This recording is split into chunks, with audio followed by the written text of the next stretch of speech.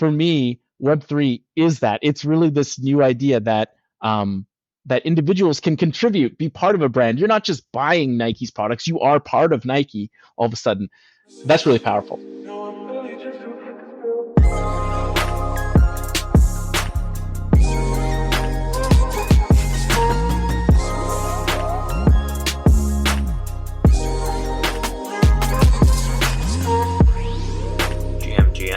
Welcome back to another episode of Behind the Screen with Gramajo, the podcast where we unravel stories, insights, secrets of top-tier artists, avid collectors, and innovative builders shaping the digital frontier, better known as Web3.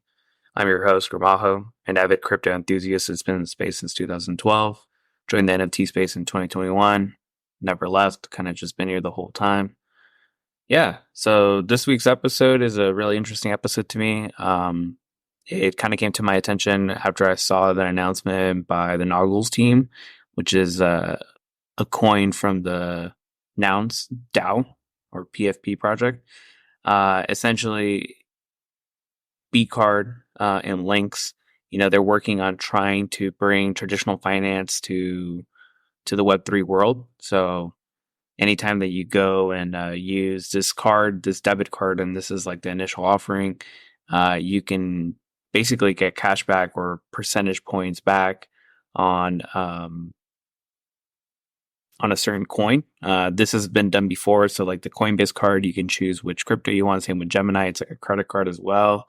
The biggest or most popular one that I'm familiar with is Fold. They do Bitcoin. And this one is really cool because it just basically, you can choose the community that you want to support. And so it caught my attention, and I definitely wanted to speak with Links. He's a very busy person, so it's a quick episode, so I hope you enjoy it. And yeah, let's dive in.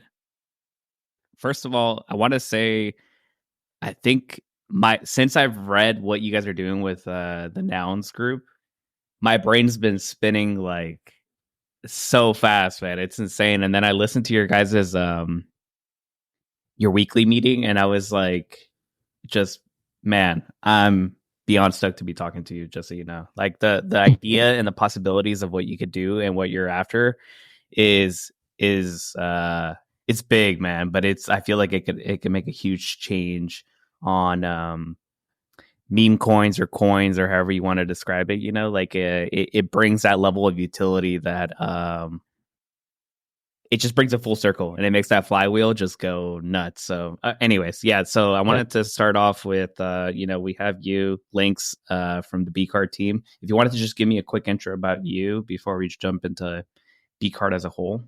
Sure, absolutely. So I come from technology. I'm a software engineer, but after I got into industry, I realized that as much as I love technology, I really love more what technology can do for people. And so that kind of drives what I do.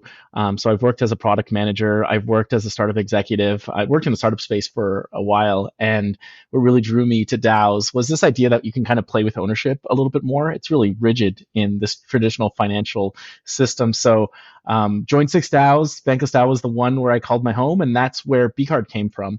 I iterated on a bunch of different product ideas. When I saw the audience, I was just like, I want to build a product for this group, and finally hit on Bcard, and it started.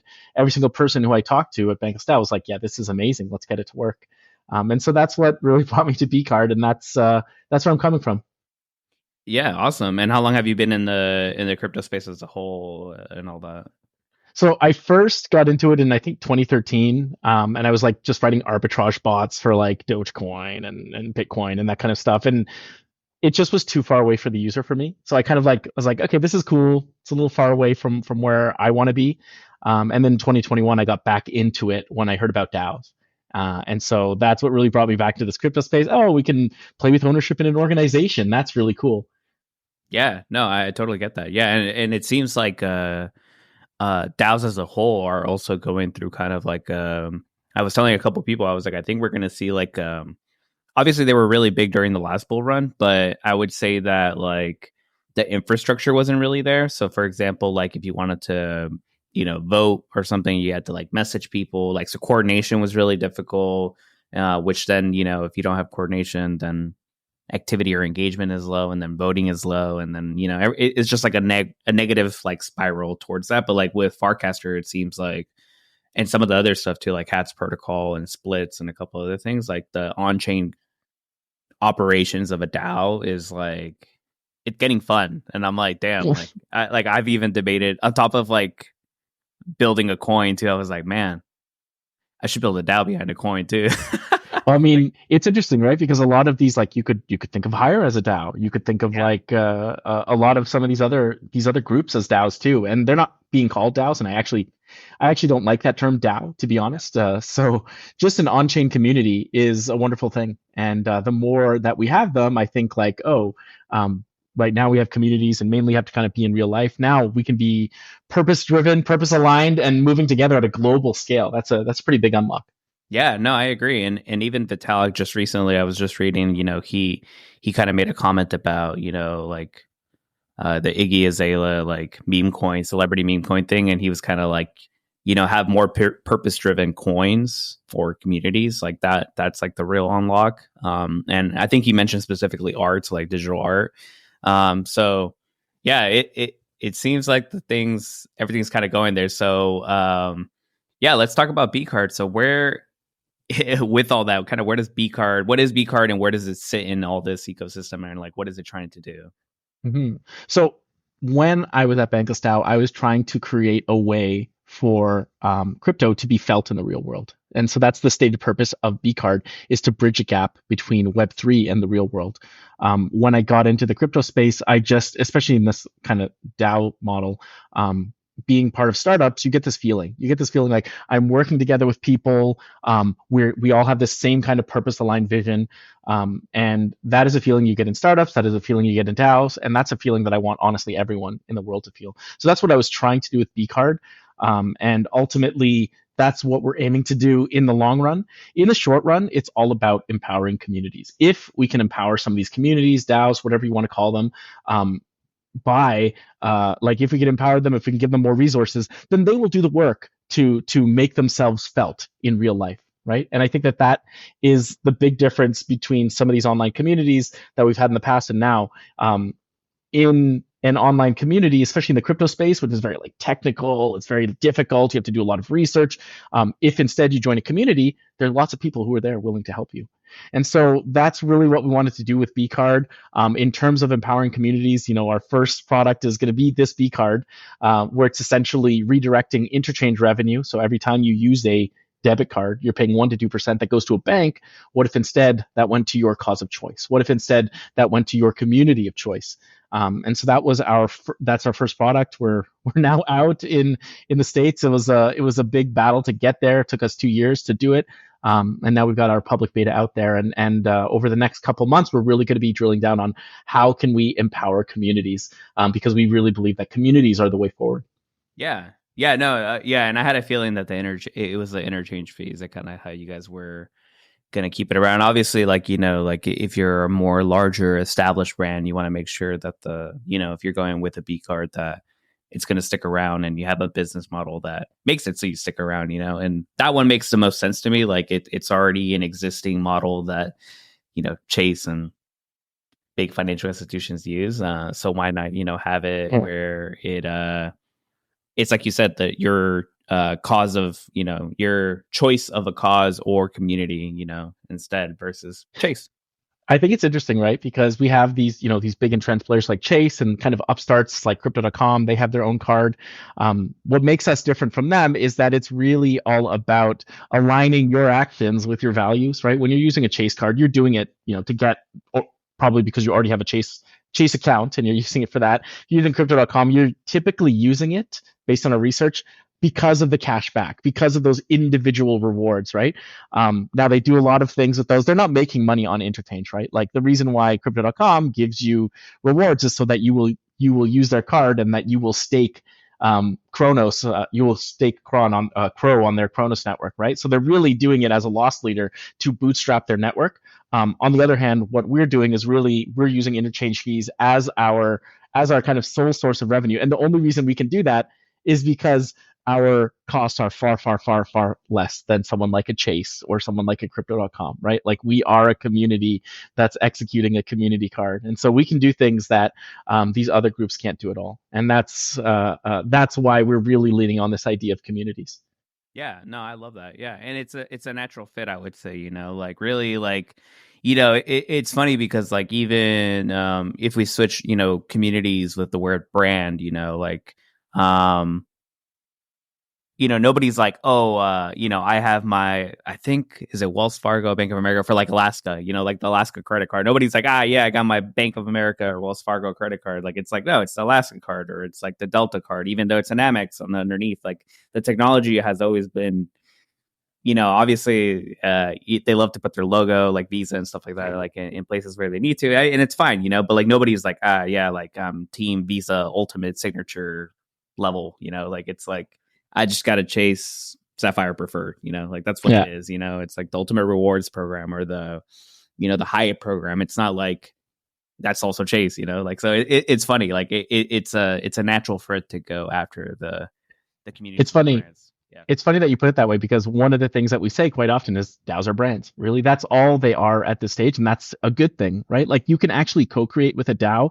where you can't with others, right? Like you're more willing to rep your Nouns card, right, than you are willing to rep your Chase card. You're more willing to wear like a T-shirt that says Higher, right, than you are to wear a T-shirt that says Wells Fargo. Yeah. And I think that for me, Web3 is that. It's really this new idea that that individuals can contribute, be part of a brand. You're not just buying Nike's products, you are part of Nike all of a sudden. That's really powerful. Yeah, like Lulu, it's like, it's athletic workout stuff, but it's actually like a lifestyle, like that goes with it, like yeah, no, I love that. One thing I did wanted to ask you though, that kind of just came into my mind a little bit was, obviously not all of us are a part of one community or identify with one community. Like identity is like one of those things that, like I'm a dad and I'm in tech and, I'm in crypto and I buy NFTs, like those are all different facets of my identity.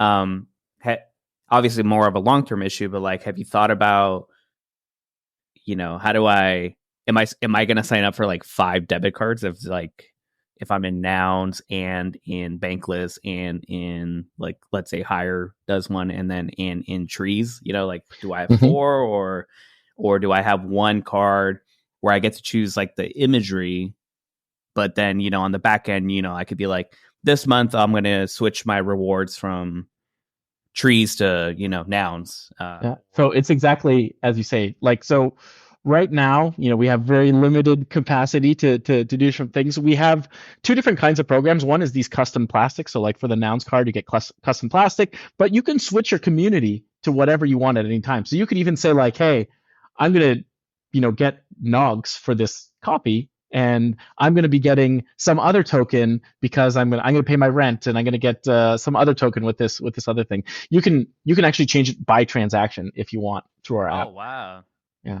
Eventually, we'll get to a point, and the reason we can't do it right now, I mean, there's lots of technical reasons and compliance reasons, but eventually we'll get to the point where you'll actually be able to say like, okay, I want to give like 20% to, I want to get like 20% of Nogs, I want to get like 20% of Purple. You get like smart contracted almost. Eventually, yeah. Oh, that's exciting, man. Yeah. Obviously, like, everything here is for all my listeners and stuff, it's all forward-looking statements. We're not holding, links or anyone from the Bcard team to deliver something before the end of the year or anything of that nature. I think that's awesome. I think that like makes it so it's more in line with your usage. Like you support multiple things. All of us are in multiple communities and we're all passionate about multiple communities. Obviously, you're not.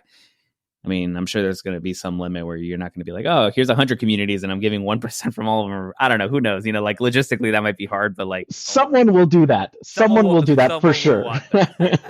So like, we'll cross that bridge when we get to that. But that's awesome that you guys are thinking about it in that way. Cause I obviously like, it's so funny because like people, I forget, was it like Capital One or Discover, you were able to choose like your own image to put on your own card, and that became like a thing. Like everyone was like choosing their own picture. So like obviously people care about the custom card, but on the back end, like I would love to, be like, here are my 5 communities that I care about, and I'll take 20% on supporting all of them, across the board, 20%. So that's great.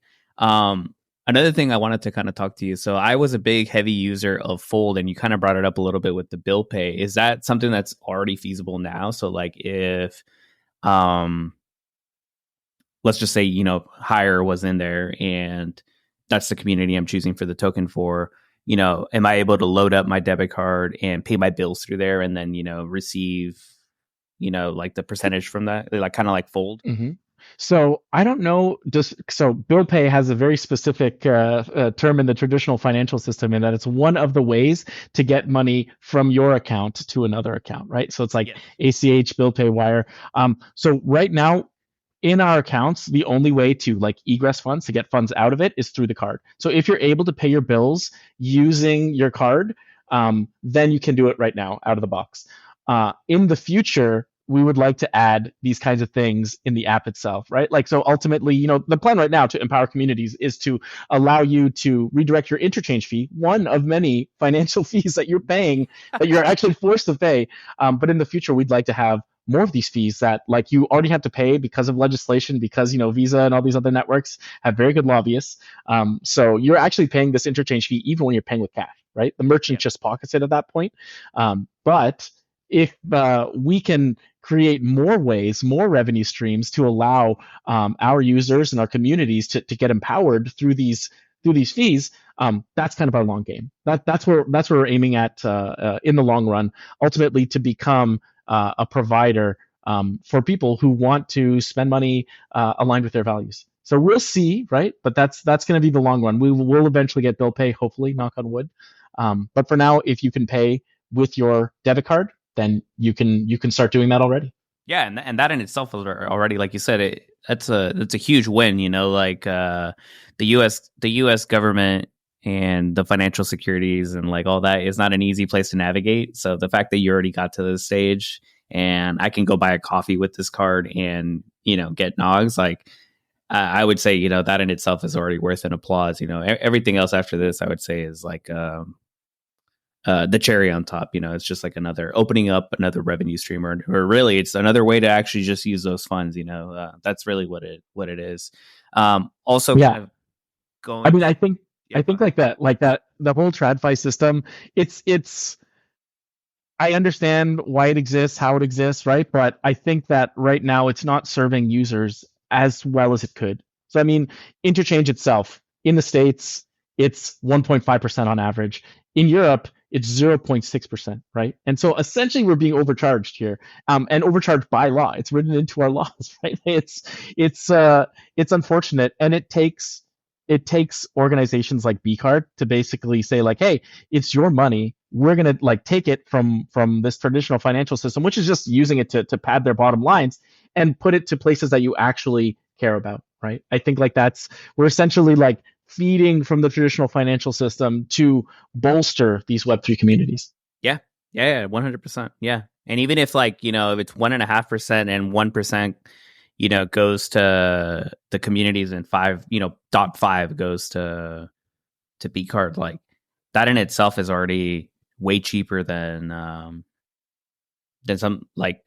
traditional finance, kind of like what you're saying. Like we were just talking about like I was talking to the Warp Shop guys last night about Coinbase Commerce. Like they take like 1 or 2, I think it's like 1 or 2%, I forget what the fee is, but like on a credit card I get charged like 3-4% with Stripe, and then plus the 30 cents per transaction. So like they have like convoluted, and it's like high. And same with like we were talking about Fabric. Patreon's like 10% and Fabric is 5%. And the funny thing is, I'm like, I made it so it was like, cool, now I have 5%, which now I put into a fund for referrals. So like it just changes like the and 5% is good. It's still cheaper than Patreon. So like it's all, instead of going to this private company, which honestly probably needs it because they have all of these like kind of overhead expenses. They're running the transactions on their servers, and they have to connect to these other things. Instead of doing that, if you're running it on this like open computer that is Ethereum, you can take that 5% and feed it into your flywheel, and so there's more growth for you as a creator than you can get on something like Patreon. That's exactly it. Yeah, that's exactly it. Let's take a quick break. I hope you're enjoying the episode. This episode was made possible with the support of my premium subscribers: Seattle Dog, Mac Miles, KO, OG, Lucrece, Johan, Young Weekend, and even that one wallet that I still don't know who it belongs to, 757958 is the ending.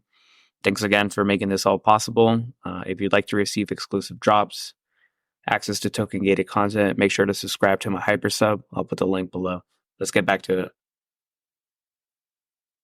Also, I heard in your weekly call, and this will be the last kind of on the fold part, but like I heard on your weekly call, that you kind of wanted, so like people are moving funds in, but they're not like necessarily spending it as much or getting it out, have you thought about some like Fold's kind of the big one that I've used for a very long time. I used it for like over 2.5 years. But have you guys thought about like gamification of like getting people just to open the app, just so like they're at least remembering? Obviously, like they might not put it in their wallet, or maybe they will. I don't know. Like people are weird. Some people like Yeah. to carry only one card and then everything else Apple Pay.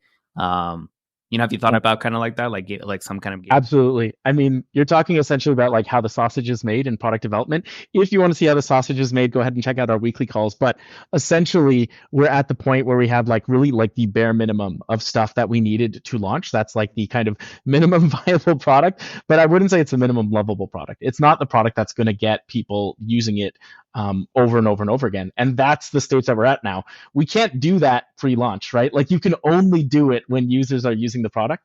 And so we've already figured out one gap. I talked about it today at our weekly call, which was right before this call, which was a lot of people don't know that you can add your cards to Apple Pay immediately. All you have to do is do an ACH transfer and you can start using your card immediately. They are waiting for the physical cards to come in the mail. So that's the first gap that we have to fix. But in terms of gamification, the plan is actually, with the deal that we have with our card provider, the more transaction volume that we create, the more that like the higher percentage of the interchange revenue that we get, right? So we're getting a very little small percent right now, but if we get to $1 million in transaction volume, that multiplies by 2. If we get to 2 million, that multiplies by 3, right? And so the gamification, instead of being on an individual level, we will have some individual gamification, but we're going to start with the community level. Okay, so Nouns is on this card, Bankless DAO is on this card, and Origin protocol is, as of Monday, on this card. But we're going to get more communities as we go. But can we start to get start to show people how close we are to these boosts? You're getting twice as much interchange instead of what you were getting before. By showing the communities in their leaderboards. Oh, Nouns is contributing 30% of our total transaction volume, and Origin is providing 20% of our total transaction volume. Can we get more people to be interested by showing this, by being transparent? And luckily for us, we can be more transparent than someone like a Chase or a Crypto.com can be, because we've built it in this way. We've built it in a way that is really around that idea of transparency. So yes, we're absolutely going to have gamification, but we want to have that gamification more around contributing to a community than just these kinds of like individual rewards. And Fold app is like that Fold card is pretty interesting. I looked at it when you mentioned it, and it is probably one of the closest competitors we have. But again, it is one of these individual reward competitors. That Bitcoin that you're buying isn't helping a community in any way, but tokenomics allows us to actually bolster the community by using the card. So that's what we have to lean on. That's our differentiator, and that's what our gamification is going to be built around as well. Yeah, that's exactly it. That's kind of what I was thinking. So like I was randomly, you'll laugh and don't judge my dumb idea, but like I was like, oh, what if I built like a coffee DAO? Because like coffee, like they're talking about like it's going to go extinct in like 2050 or whatever, and like we're going to have not due to global warming or whatever, and here at UC Davis, like down the road from where I am, they got a bunch of university students researching how to like make it so coffee's more durable, like as a plant, and future generations can have that. And I was like, well, this sounds like a DAO. Like, let's build a damn DAO on this, and let's build a coffee coin. And then when you go to a coffee shop, you're basically donating to the cause of like making sure coffee stays in the future. Like that was the first thing that came into my head. I was like, And so the gamification would be like, hey, like for from fall, from pumpkin spice latte season, which I don't really, Starbucks, I don't know how people feel about it, whatever. But like, I was like, hey, like sometimes you got to tack on your brand to some other brand and like get on that rocket ship. And I was like, let's do pumpkin spice latte season through the end of the year. There's a boost, like for every purchase you do, you get an extra, .5 or .2. Have you heard of Grounds DAO? So they're like a coffee DAO. They're not contributing to this effort, but they could be, right? Like essentially Yeah. they're like a noun style DAO, like a nounish DAO where like you could put a proposal in and you can make it go. It's full of coffee lovers. So like that's exactly Dude, the kinds good of people. stuff. So Yeah. someone already beat me to it. Yeah, I'll take a look at those guys after this call. But that's where I was coming from. I was like, and it kind of brought back like like the flywheel, like now with the interchange, and it's just making your brand stickier, and it's like more in people's faces. It's like they're thinking about it more constantly when they're swiping that card. It's also bridging the gap, like you said, from traditional finance to the Web3 world. So I think that's super awesome.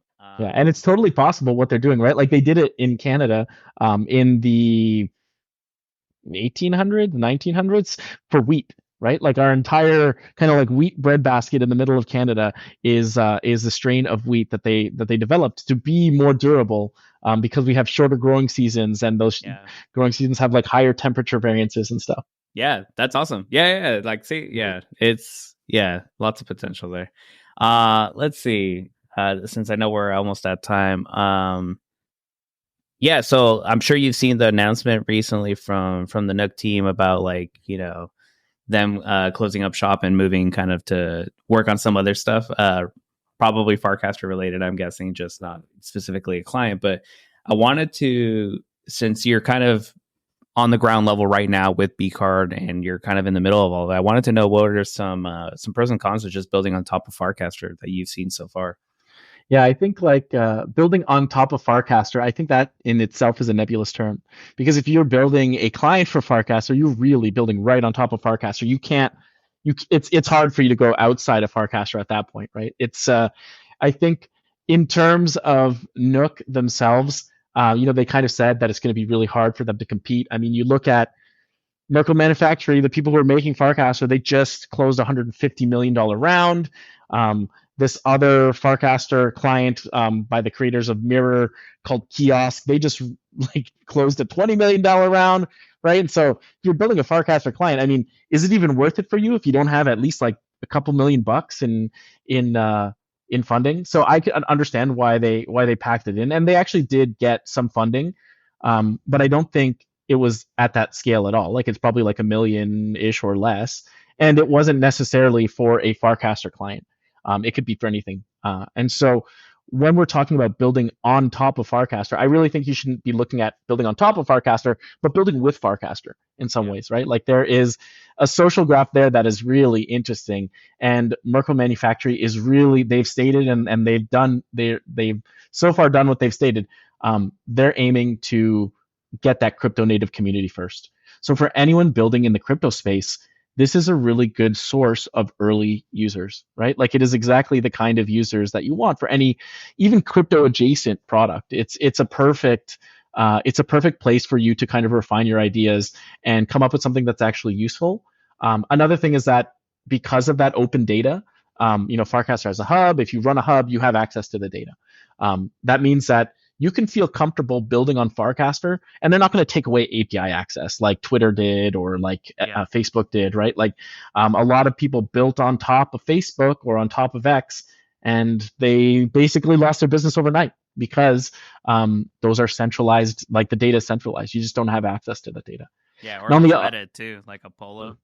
Exactly, right? And so I think for people building on Farcaster, you do get additional, let's say, assurances that the data that you're using is still going to be there tomorrow. I think that that's something that's can't be understated. And it's true, the scale of Twitter and Facebook is just way bigger. But if they can just pull the rug out from under you at any moment, does it really matter? I don't know, right? Yeah. I think on the con side, one thing that people might get bogged down into is just that the crypto native market is small. on a whole, right? And of that chunk of people, the Farcaster audience is even smaller than that, right? And so it's a small audience to try to build a business off of. You cannot, I don't think you can confine yourself to that audience, especially if you're aiming, like Bcard is aiming, to onboard the mass market. We could build something with Farcaster using Farcaster data, but we wouldn't be able to just confine ourselves to that because we wouldn't be able to create a business out of there, at least not one that is actually going to work in the long run. I also think that like a con is just, as I said before, like if you are building something against all these people with super deep pockets like Kiosk or Merkle Manufactory, if you build something really good that just makes sense, like that really is copacetic with the Farcaster ecosystem, they could outcompete you very easily by just taking the feature that you figured out, through your user test and everything like that, and they could just be like, "Oh, that's great. We're just gonna stick it in." And I wouldn't say that they did that, but there was an implementation of frames that a developer DF had created, and they said, "No, we're not going to do this." And then boom, frames came out like a couple weeks or months later, right? And so it's you can't really compete with them. So I would say don't compete with them. Try to do something that they're not going to do, because that's the only way that you can actually make it useful for you right now. Yeah, I agree. It's like OpenAI, you don't want to compete with them right now, or if you do, you want to be like adjacent to them, like where your product isn't like when they roll out a new version of ChatGPT, it benefits you and not necessarily kills you overnight. Exactly. Yeah. Exactly. Let's see. So to wrap up, because I know you got to head out.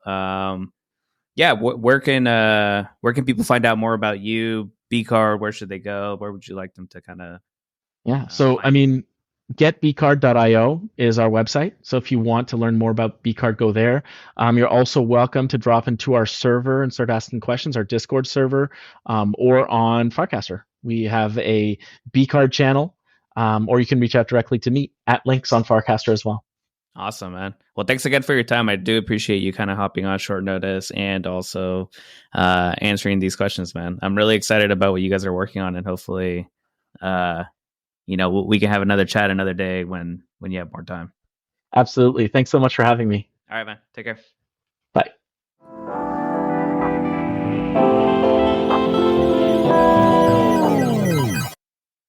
All right, welcome back. If you're listening to this message, we're at the end of the episode. Before you head off, this week's cast off, and again, cast off is a segment where I want to hear from you, the audience. This week's question is, what do you think about this product? I tend to get a little geeked out and a little excited about new tech. Is this something that you could see yourself getting? Like if there was a Bored Ape debit card that gave you rewards in Ape, like that's an example. Let me know what you think. There'll be a link down below where you can join the conversation for this cast off. I'll be tipping DGen. Let's do 500 for some responses. And again, if you made it to the end of this episode, thanks again for everything and for listening to this.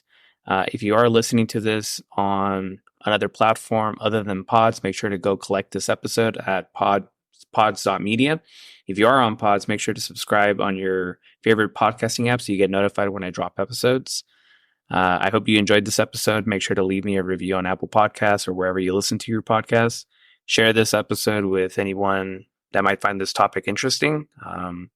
Let me know if you'd like to hear any specific topics or specific people you'd like me to talk to or get in touch with. Make sure to get in touch with me as well. There's a hyperlink on here where you can basically send me a quick text message. SMS rates apply. Yeah. Thanks again, and see you next episode. Take care.